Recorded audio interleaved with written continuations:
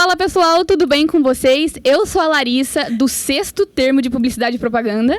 E eu sou a Rayane, do 8º termo, um passinho ali da formatura.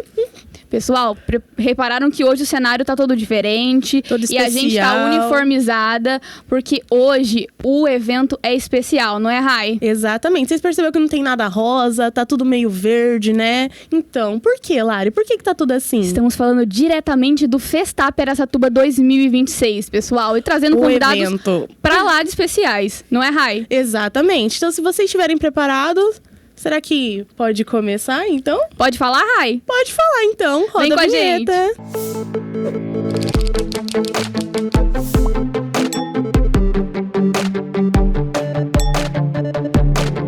Pessoal, nosso tema de hoje é narrativas que conectam. E para isso nós trouxemos ele, que veio de Araçatuba e passou por grandes produções de entretenimento, reality shows e dramaturgia, levando o seu olhar para a televisão brasileira.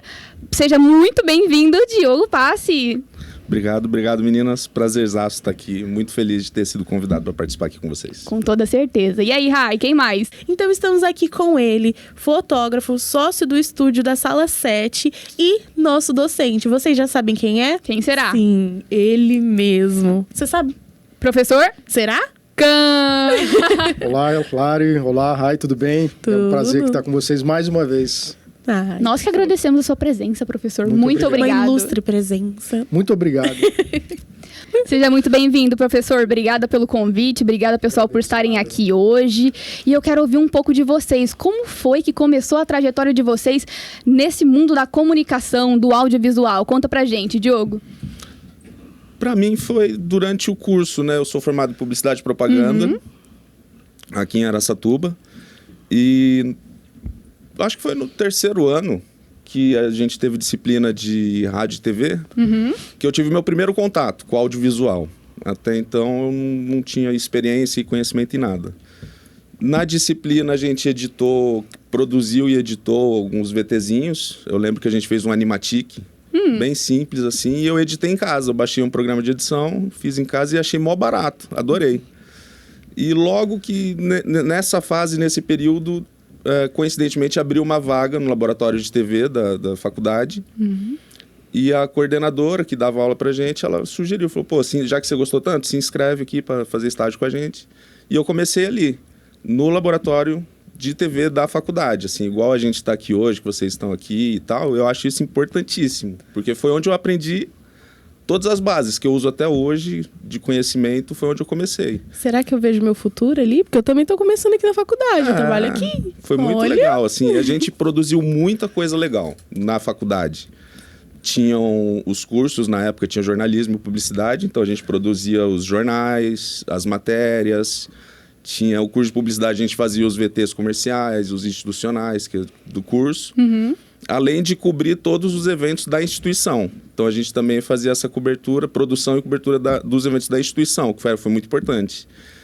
Teve um programa muito legal que teve uma parceria com a TV daqui de Birigui, que era Comunidade em Ação, eu acho, que era sobre o Ritinha Prats, o hospital de Araçatuba.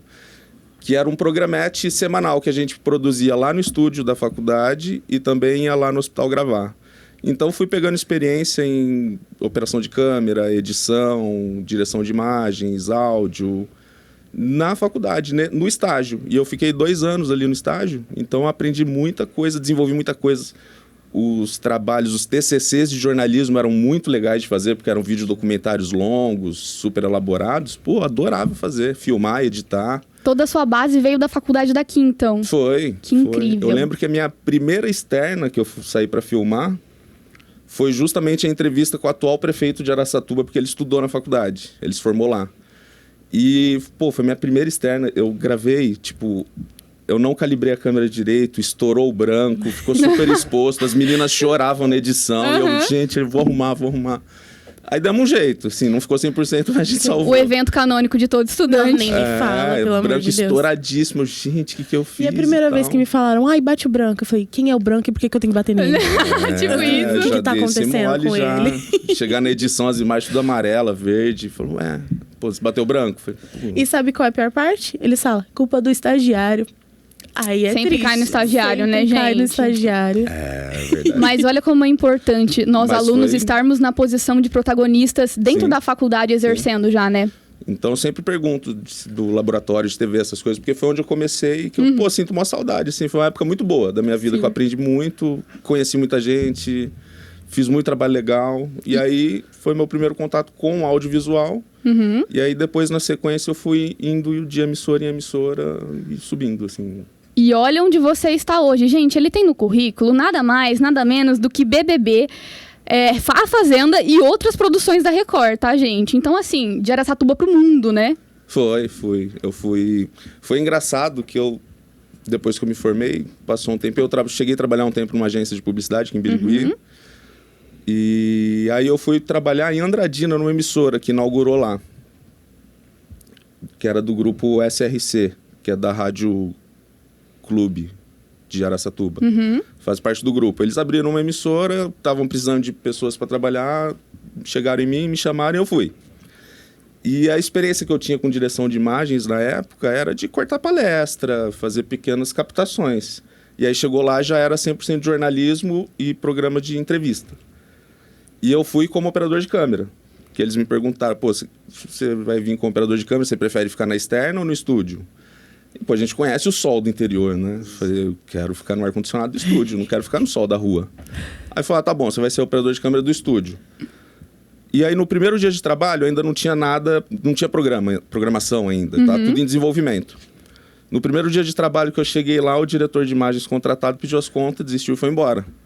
Aí eu vi o supervisor coçando a cabeça, olhando para a mesa assim, eu falei, olha, eu tenho pouca experiência, mas eu já cortei umas palestras, uma coisa ou outra, jornal, na faculdade, eu sei apertar uns botões aí.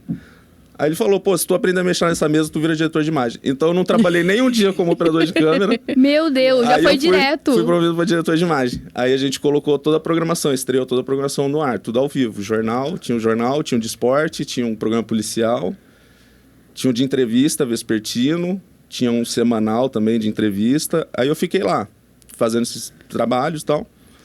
E aí eu recebi um convite que até hoje eu não sei de onde veio. Eu imagino que foi de quando eu cadastrei meu currículo em um site específico do audiovisual. Eu cadastrei meu currículo, só que não me candidatei a nenhuma vaga. Eu pus meu currículo lá porque eu queria já ir para outros lugares. E aí me ligaram. Falaram, oi, é da Globo, quer vir aqui? Eu falei, Opa! Ué? Uau, peraí. Ué? Não dá pra levar com naturalidade uma coisa dessa. Falei, não, vou, claro. Pô, Opa! vou. Agora? Tô indo. Só que aí eu peguei o nome da mulher, né, que me ligou. Aí eu desliguei o telefone, aí eu entrei no Google, digitei TV Globo, peguei o telefone do Google e comecei a ligar. Aí eu liguei lá na Globo, aí fui passando de ramal em ramal até a mulher atender. Na hora que a mulher atendeu, eu falei, não, é real, não é golpe. Uau! Eu Ela, não vou ser nossa, moço, você tá sequestrado. tudo Alguém me bem? belisca. Aí eu fiz uma entrevista em São Paulo, uma dinâmica, aí teve uma entrevista lá no Projac, no Rio de Janeiro. Passei nas duas e me chamaram para ser... Lá eles chamam de oficineiro. Não é estagiário, nem menor aprendiz. Eles chamam de oficina. E eu fiquei 1 ano e meio como oficineiro, só aprendendo, observando os profissionais trabalhando. Eu sempre acompanhava um diretor de imagem experiente. Aí eu fiquei muito em novela, no começo. E quando tinha o Big Brother, eu ia pro Big Brother acompanhar, aprender... E aí ficava Big Brother, novela. Aí, com o passar do tempo, aí eu fui contratado. E aí eu fiquei, novela, Big Brother, novela. Quando acabava a novela, ia pro Big. Acabava o Big, voltava pra novela. Aí eu fiquei nesse tempo Alternando. alguns anos, Caramba, que novelas você já fez na Globo? Eu fiz... Eu acho que a primeira foi uma chamada A Lei do Amor, que era das 9. Que eu era o segundo diretor de imagens do segundo estúdio. Depois eu fiz... Teve um que chamou Segundo Sol, que era das 9 também, do Denis Carvalho. Muito legal, gostei de fazer. Eu também ficava no estúdio extra, mas às vezes ia pro principal. Fiz uma temporada de Malhação, que é Viva a Diferença, que foi escrita pelo mesmo autor do Castelo Rá-Tim-Bum. Olha, e eu sei, pô, que que maneiro. incrível. Conheci ele Teve e tal. contato com ele. Foi muito legal. Tipo, pô, uma parada da nossa infância, assim, que eu nunca imaginei, né, que ia conhecer.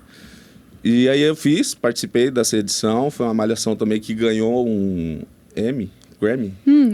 Grammy, ganhou de melhor de novela adolescente. E eu acho que a última que eu fiz mesmo foi Verão 90, a última novela do Jorge Fernando. Uau! Aí eu fui diretor de imagens mesmo, assim. Aí eu fui o diretor de imagem principal. E intercalando com tudo, assim, Big Brother, outros realities, outras produções. E aí foi isso, assim. Pessoal, então, queria perguntar pra vocês como que foi a jornada de vocês, como vocês começaram na área que escolheram hoje, como foi a formação, vocês já se conheciam, é isso? A gente já se conhecia da faculdade. Já. A gente não Nossa. estudou no mesmo curso, eu sou formado em jornalismo, o Diogo é formado em publicidade, como ele falou, mas a gente estudou na mesma instituição, em períodos próximos ali. Eu iniciei em 2002 a faculdade, finalizei em 2005, mas eu continuei na faculdade, né? A minha trajetória também começa na instituição. Eu me inscrevi para uma vaga de estágio no estúdio de fotografia, e no primeiro semestre já. E ali eu permaneci durante os 4 anos da faculdade, estagiando no estúdio e no laboratório de fotografia. Ainda nós tínhamos o processo de revelação manualmente, químico ali. E eu cobria todos os eventos também da faculdade, dentro da faculdade e fora. E ali começa a minha jornada na fotografia. Posteriormente vem para o audiovisual. Mas a faculdade, ela é o início de tudo. Eu sempre falo para os meus alunos hoje como docente que a vida profissional ela começa dentro da sala de aula. São os seus professores que estão te observando, são os seus colegas que podem futuramente te indicar ou até fazer a sua contratação. Então, a vida profissional começa dentro da faculdade. Aquilo que você vai aprender, aquilo que você vai desenvolver, os projetos que você vai dizer sim.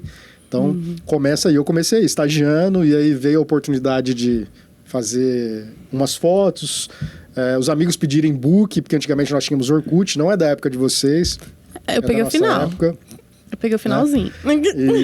E aí eles queriam postar fotos, né? Então eu pegava lá a câmera da faculdade, cobrava um valorzinho simbólico e fazia essas fotos, eles postavam ali, e ali começou, né, a minha trajetória como fotógrafo. E aí terminei a faculdade, a minha professora que me dava aula de fotografia, ela viu que eu tinha interesse pela fotografia e pela docência. Eu terminei a faculdade em 2005. Em 2006, em janeiro, ela me convidou para dar aula em uma outra faculdade que ela coordenava o curso de design, que tinha matéria de fotografia. E o professor estava saindo e ela precisava de um professor. E eu nem tinha nem pós ainda. Eu tinha feito a inscrição para pós, né? Estava iniciando a minha pós e veio o convite. E ali eu comecei a trajetória acadêmica também. Eu entrava na sala de aula, os alunos me confundiam com o aluno, né? Porque eu tinha 23 anos de idade. Muito jovem. Então, esse convite veio rápido, porque eu acho que... eu acredito que foi a trajetória durante a faculdade, né? É sobre aquilo de dizer sim para as oportunidades, dizer sim, né? E fazer valer a pena, né? Eu estou para estudar, eu vou dar o meu melhor no estágio, no trabalho. O que eu não souber, eu aprendo. E eu a gente... aprendo, E é exatamente. isso. Tem um meme na internet que é um cara pilotando um avião com um livro assim, como pilotar um avião. E ele assim, ó. A gente vamos aprende lá. fazendo. Aprende fazendo. Só vamos.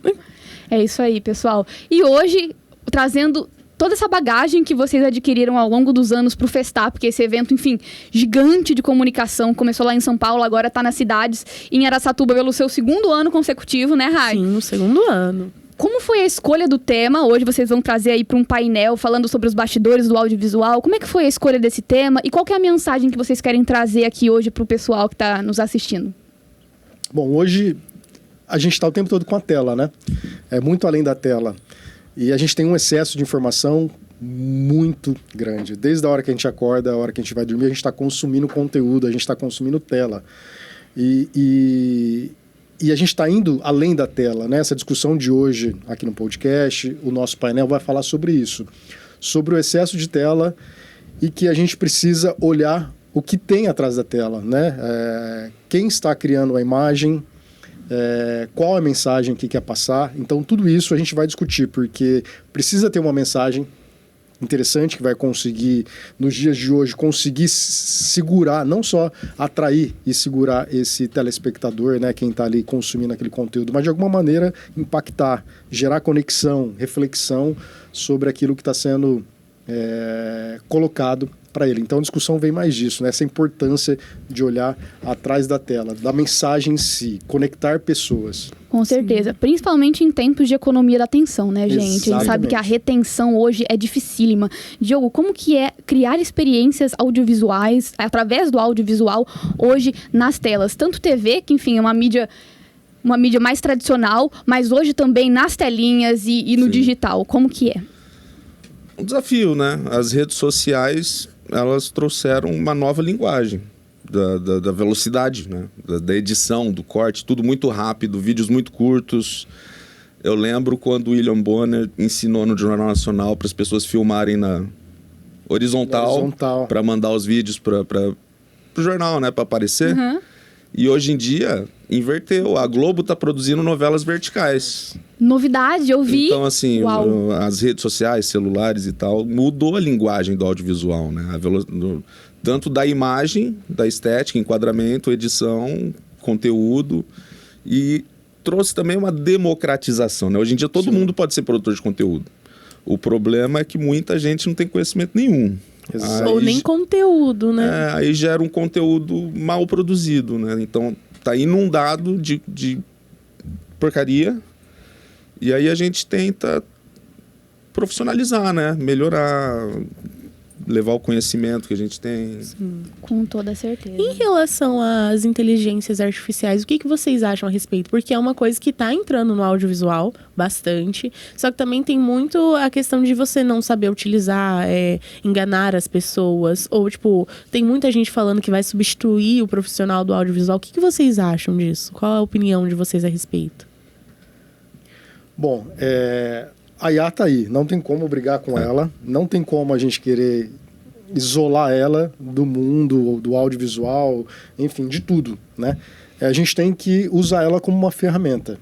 Ela não vai substituir, porque ela cria, sim, mecanismos, ela cria uma facilidade em criar, mas acho que por trás da IA precisa existir a conexão, precisa existir a mensagem. Ela consegue hoje, né? Você coloca lá um vídeo, um áudio, ela consegue fazer exatamente os recortes que você quer de falas. Você coloca o assunto e ela faz o recorte. Você coloca o tema, ela vai fazer esse recorte.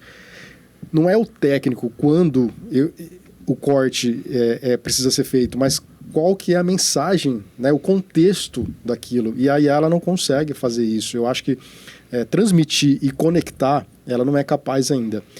E depois vem a parte técnica, né? A gente consegue hoje sim criar imagens interessantes, imagens bonitas que, dependendo do perfil da pessoa, ela olha ali, ela fica em dúvida se aquilo é real ou não.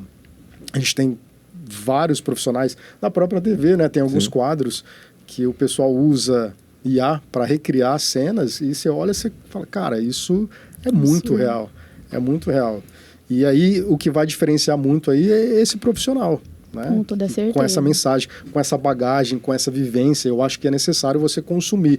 Não é só porque nós somos comunicadores que a gente tem que consumir só comunicação. Eu acho que a gente tem que consumir comunicação, arte, cultura, política, música, tudo isso para a gente conseguir... Ter repertório, né? Repertório, para a gente todos os conseguir sentidos. fazer essa conexão. Sim. Com toda certeza. E ainda mais, a gente vê que, tipo assim, com a criação das IAs, vai existir... Vai surgir, na verdade, profissões alinhadas à curadoria, à direção, de fato, porque necessita, claro, sempre do olhar humano, do olhar empático, para dar direcionamento a essas ferramentas que estão de apoio para nós. E o Diogo pode falar um pouquinho mais para a gente sobre. Conta para a gente, Diogo, quais habilidades o profissional de audiovisual deve desenvolver hoje para se adaptar e para essas tendências do futuro, como alguém que está aí para direcionar? Acho que o básico ainda é muito válido. Conhecer sobre linguagem, enquadramento, tempo de corte, né? Isso tem que saber. E, a partir da inteligência artificial, o profissional que dominar o prompt, né? Saber criar o prompt, que não é tão simples assim. As pessoas acham que é só digitar qualquer coisa, mas você tem que direcionar.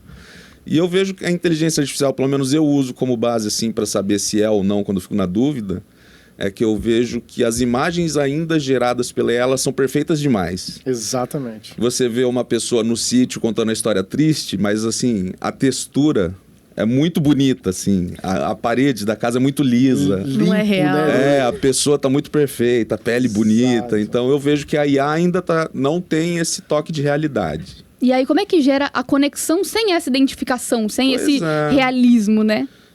Eu acho que a IA, atualmente, ela pode ajudar muito em algumas situações mais específicas. Por exemplo, precisa de uma foto ou um vídeo de produto. Sim. Então, assim, você economiza muito, né? Apesar de ser ruim para o mercado, para o profissional que vai estar deixando de filmar, né? As produtoras, mas está barateando e acelerando o processo. Então, eu acho que para essa vertente ainda, ela pode ser muito bem usada. E-commerce, o pessoal quer criar videozinho do produto, da empresa, eu acho que para essa finalidade ela já serve muito bem. Sim, para o profissional não é interessante, né? Para os estúdios, para a equipe toda. Mas para o cliente em si, direto ali, ele é muito bom, né? Porque você economiza tempo, Sim. você não precisa contratar grandes profissionais, investir verba, né? Lógico, você investe verba, mas o seu investimento é menor. Eu atuo na área também de gastronomia. E a foto de gastronomia, você percebe quando é IA ou não. E quando é muito real ali, a IA é muito perfeita, gera desconfiança, né, do consumidor. Ele olha que ele sabe que não é verdade. Então, para a gastronomia nessa área, ainda não o cliente ainda não aceita, né? Ele quer a foto. Agora, de produtos, em relação a produtos em si, eu acho que vale a pena, a gente ganha tempo, é válido. Com certeza. E aí a gente é sempre também nesse olhar de não criar um prompt cru, né? Que vai gerar uma imagem ali genérica. No prompt, na arquitetura, a gente sempre também direciona para que exista uma construção de imagem, para que exista uma construção de contexto e uma inserção disso natural para que a narrativa seja construída, mesmo quando as imagens, enfim, quando é algo gerado. Vocês concordam? Sim. E agora a gente tá meio que finalizando, né, nosso podcast. Sim, caminhando pro fim, né? Infelizmente, mas foi muito legal falar com vocês. Tenho certeza que a gente vai ter outras oportunidades, né? Já tô jogando assim o gancho, assim. Pega o gancho, por favor. O gancho do voltem sempre. Voltem sempre, serão sempre bem-vindos, né? Uma coisa que eu acho interessante falar sobre as IAs, eu acho que a gente tem que muito se adaptar. O profissional tem que se adaptar ao que o mercado tá pedindo. Então, assim, se o mercado tá pedindo que você trabalhe com a IA, você tem que saber trabalhar com a IA. Mas foi uma coisa que o professor falou. Por exemplo, eu como consumidora, se eu ver, por exemplo, eu vou comprar um vestido. Se eu ver que o vestido é IA, eu não compro. Pra mim não é fiel ao que vai chegar em casa não vai ser igual. Exatamente. Então, assim, eu acho que a gente é muito questão de trabalhar junto. Assim, eu vou usar IA, no meu caso, em edições de vídeo. Mas eu sei até que ponto eu vou, sabe? Porque eu acho que ainda precisa do olhar humano, do toque humano, pra pessoa que tá consumindo se identificar. Sim, e o consumidor ele não quer se sentir enganado. Não, porque hoje em dia tá tudo assim. Tá todo mundo querendo me enganar. Exatamente. Porque é falso, não sei o quê. Então, a gente, como comunicadores, a gente tem que tentar comunicar a verdade. Então, eu acho que o abuso da IA não passa credibilidade, sabe? Ao meu ponto de vista, pelo menos, com um pouco que eu tô trabalhando. Então, assim, eu acho. Mas é um ponto, assim. É isso aí, pessoal. Gente, esse debate, ele duraria horas, facilmente. Facilmente. Que é muito recente, a gente tem muito a discutir ainda sobre. Mas pra gente encerrar com uma pergunta-chave, queria que vocês passassem um recado pro pessoal de casa, pros estudantes que vieram hoje ao Festap e que querem seguir essa área do audiovisual, que querem construir narrativas realmente envolventes. Passa um recado pro pessoal de casa. O que vocês diriam pra eles hoje? Um conselho, como profissionais da área. Bom, eu acho que o que o professor Kahn falou é muito sério, assim, de consumir filme, música, criar uma bagagem, criar uma referência, né? Para na hora de você produzir, você ter essa referência de saber o que você está fazendo, para onde você está indo, o que você quer, aonde você quer chegar, o que você quer produzir, para não ser algo muito solto, muito perdido, né? Porque na hora que você pega a câmera na mão, tudo é uma possibilidade, né? Você fala, o que eu faço? Então, se você tem referência, tem bagagem, você sabe o que vai fazer. Não é só a técnica, não é só o material que você estudou, a didática, né? Você tem que ter essa bagagem. E eu acho muito válido. É uma boa dica, assim. Se eu pudesse voltar no tempo, eu teria consumido muito mais. Muito mais. Teria dito isso pro Diogo do passado? Teria. Falei, meu filho, assiste filme aí. Se enche de conteúdo. Novela, vai assistindo os negócios aí, assiste reality Querendo show. ou não, a novela iria ajudar muito ele. Opa. Pois é, na época que eu cheguei lá, eles falaram, tu tem cara de novela, tu vai pra novela. Olha. Eu olhei pro lado e falei, mano, eu nunca assisti uma novela. Mano, que novela que eles vão me perguntar que eu Já não sei nunca vou responder. rejeitar os convites da minha mãe pra assistir uma novelinha com ela, porque nunca se sabe quando a gente vai precisar de uma bagagem dessa, Eu né, trabalhava gente? com jornalismo, eu cheguei, vão me ensinar a trabalhar no Jornal Nacional. Mas não, era outra empresa, era outro prédio, era outro lugar. Falou, não, aqui é novela. Não vai não. Falei, caramba. Não vai não. Olha como que o destino é. Essa falta de costume de assistir filme e ter essa bagagem aí me pesou um pouco. No começo, No começo pesou um pouco. Até porque os diretores queriam linguagens, né? No audiovisual, na captação, você tem linguagens. E aí eles traziam referências assim, aí eu tinha que correr atrás. Já que é essa referência que você quer usar, então vamos assistir aqui essa referência. Eu imagino ele 3 horas da tarde no Marimar. Au! É isso. Ele, tá, é assim que ela fala, então tá bom. Por aí. E o senhor, professor Khan, que dica você daria pro pessoal de hoje, os futuros publicitários, estudantes e gente que às vezes quer fazer uma transição de carreira pro audiovisual de repente? É isso, é buscar toda essa bagagem, essa informação de música, vídeo, arte, consumir tudo isso. Eu falei para vocês já nas aulas, né, de fotografia. Consumir novela, filme, clipe, música, arte, cultura. E o futuro da comunicação e da publicidade, eu acredito que seja a conexão, conectar pessoas. Não é só transmitir uma mensagem, né? Porque nem sempre emitir e receber essa mensagem vai ser da maneira correta. E a gente precisa saber como a gente vai conectar com o outro, como que a gente vai dividir essa experiência. Então, a comunicação, ela está indo muito além da tela, muito além de um vídeo, de uma foto, de uma mensagem. É conectar pessoas. Então, quem souber relacionamento, quem souber conexão, eu acho que ele vai sair na frente. Além da técnica, né? Não precisa nem dizer que é fundamental a técnica naquilo que você escolheu fazer, aquilo que você escolheu e se propôs a estudar, a trabalhar, é o mínimo, tá? O básico bem feito ele vai funcionar, mas você entender de relacionamento é o futuro. E de IA também, tá? De IA também. Fechar os olhos para IA. Sim. Com certeza. Hoje Pessoal, em dia, a palavra muito em voga é o tal do engajamento, né? Engajamento. Não é só a quantidade de views. É você a quantidade engajar. de views e você ter um retorno daquilo. Exato. Exato. Hoje pela manhã, antes de vir pro podcast, eu estava vendo uma matéria bem rápida de uma influencer que tinha mais de 2,5 milhões de seguidores. E ela lançou uma marca de camiseta, fez o lançamento e vendeu 36 camisetas. Né?